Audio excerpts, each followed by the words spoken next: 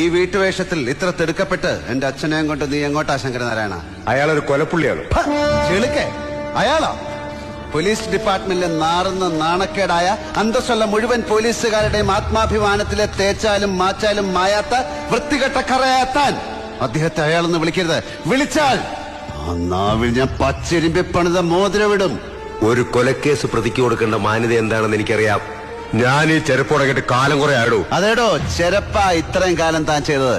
കാലാകാലങ്ങളിൽ മാറി വരുന്ന രാഷ്ട്രീയക്കാരുടെയും മേലധികാരികളുടെയും പ്രിയപ്പെട്ട ക്ഷൗരക്കാരനായിരുന്നു താൻ.